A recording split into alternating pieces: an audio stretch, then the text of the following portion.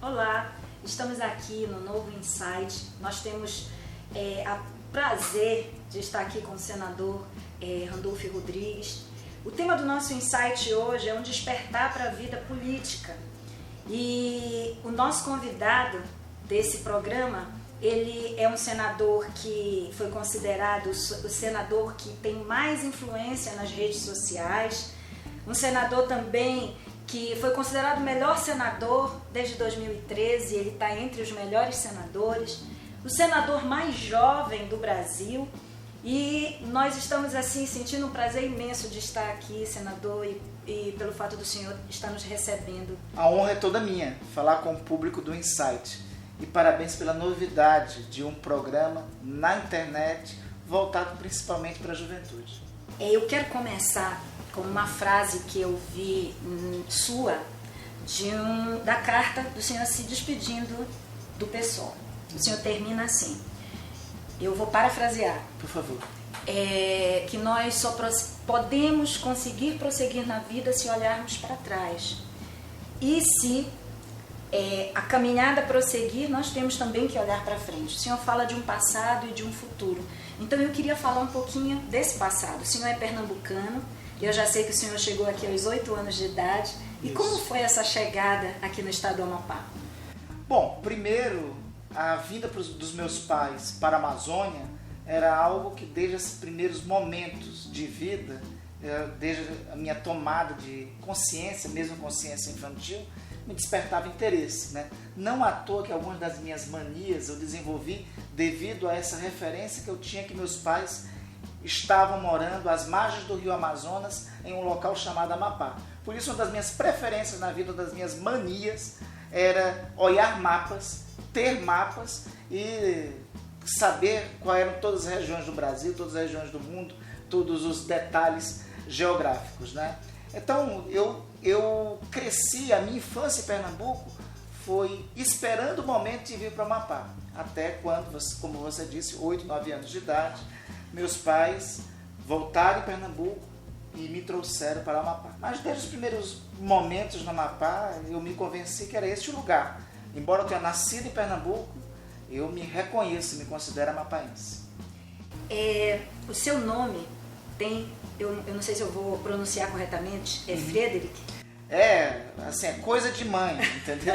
Mas não coisa tem de mãe, não. O nome na verdade é Hans Friedrich. Já me perguntaram se é alemão, se é inglês, né? Para ser candidato eu aportuguesei para Randolfo Rodrigues, que está no nome também. Mas não tem nada disso. Na verdade, a minha mãe colocou o nome de Randolph em mim, é o nome do pai de Winston Churchill, do pai e do filho de Winston Churchill, né? Que foi primeiro-ministro inglês durante a Segunda Guerra Mundial, uma das mais eminentes lideranças políticas do Reino Unido, também durante a primeira metade do século XX. A minha mãe disse que ela via uma revista chamada Seleções, encontrou o nome, achou o nome bonito, eu pago o pato até hoje.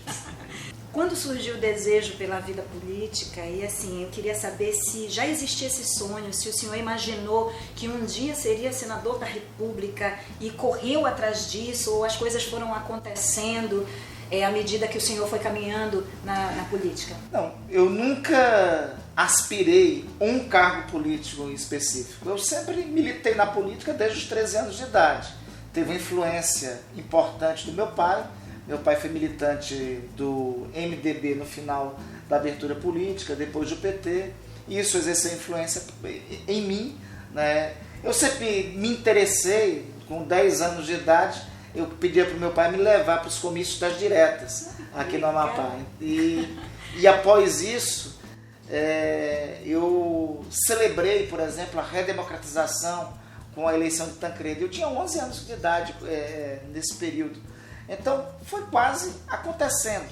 Com 12 anos eu era dirigente em centro cívico da minha escola, com 14 eu era da comissão programa do Grêmio do CCA, com 15 eu fui presidente do Grêmio do CCA, né, do Grêmio Estudante Edson Luiz, e aí as coisas vieram. Fui secretário-geral da UEXA, depois secretário de Juventude do governo, em decorrência da minha trajetória e militância no movimento social. Eu fui de uma geração que pintou a cara para tirar um presidente da República, né? Então, em decorrência de tudo isso, a política foi acontecendo e foi se integrando à minha vida. A militância política foi se integrando.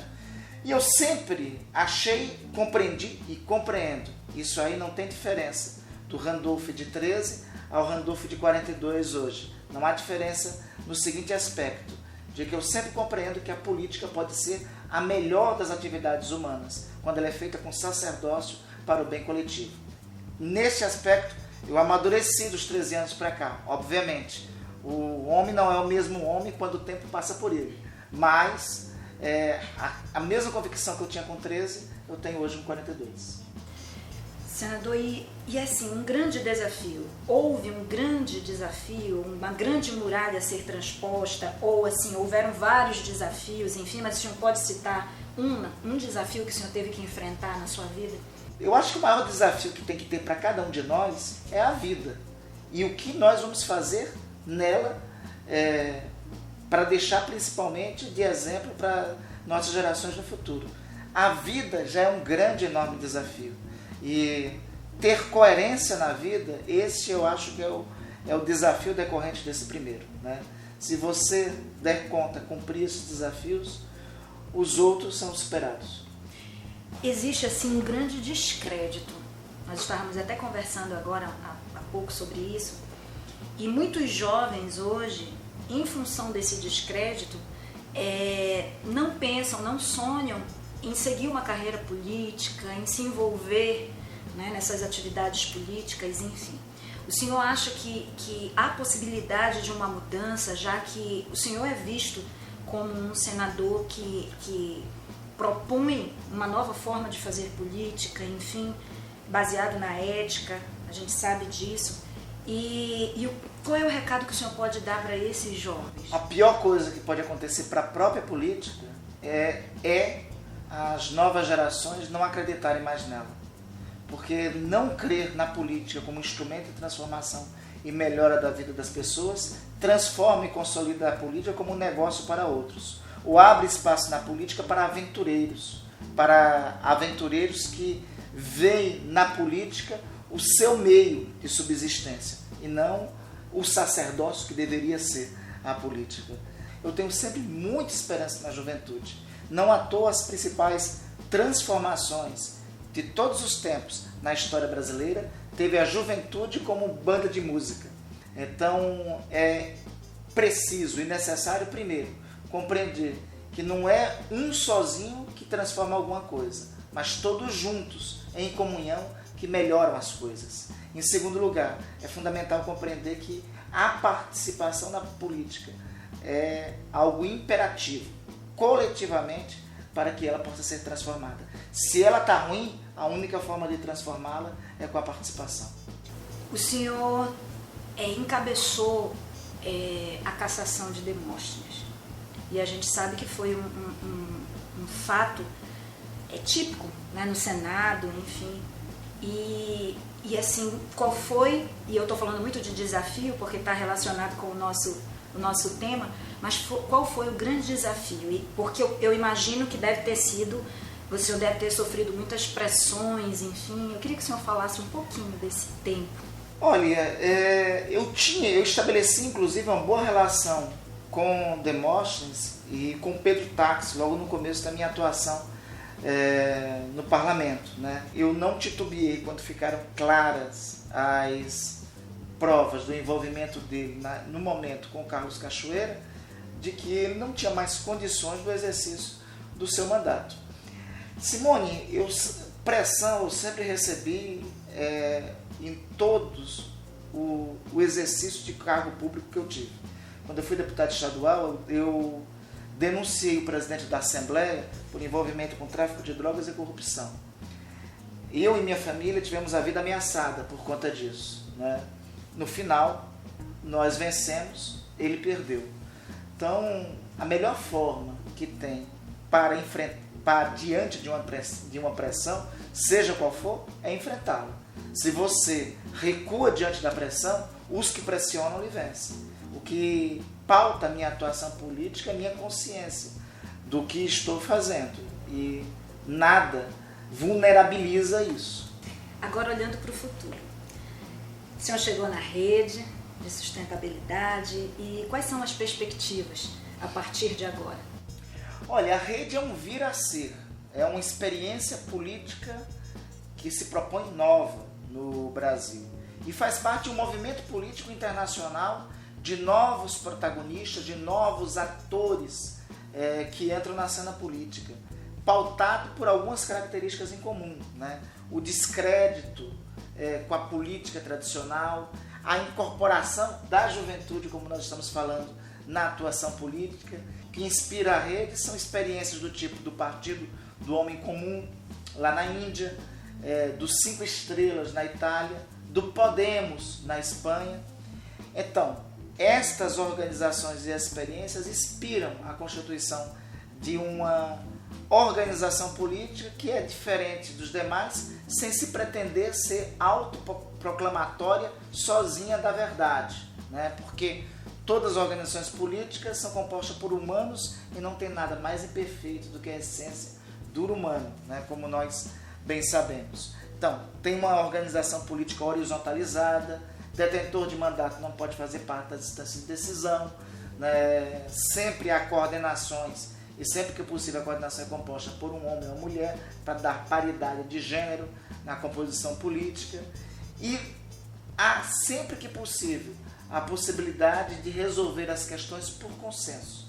Este instrumento pode ser um instrumento importante nesse momento nacional de forte ofensiva dos setores mais atrasados da sociedade. Esse instrumento pode ser um instrumento importante de reorganização, rearticulação daqueles que são identificados com valores republicanos, com ética na política e com desenvolvimento sustentável. Uma preocupação, esse é o comentário de algumas pessoas que eu já ouvi, que a rede está recebendo alguns políticos do PT, alguns que eram antes filiados ao PT, talvez descontentes, enfim. Essa é a preocupação de alguns. Olha, Simone, todas as pessoas de bem e honestas que quiserem vir para a rede serão bem-vindas. O PT, o processo de degeneração dele foi da sua direção e do seu partido. No PT tem muita gente de bem, muita gente honesta, assim como em todas as agremiações políticas tem, né? A pauta para se incorporar na rede é principalmente a vida, o passado comprometido com os valores republicanos e éticos na política. Não ter envolvimento com qualquer tipo de esquema de corrupção. Então isso é pré-requisito. Todas as pessoas que forem honestas, de bem e que acreditarem no desenvolvimento sustentável e compreenderem que a vida política do Brasil tem que mudar, quiserem vir para a rede, serão bem-vindos. Por isso tem deputado que veio do PT, como Molon, que é uma das pessoas de ética inabalável lá no Congresso Nacional. Tem gente que veio do PPS, como a Eusiane, tem gente que veio do PCdoB, tem gente que veio do PSOL, como eu e a Luísa Helena, né?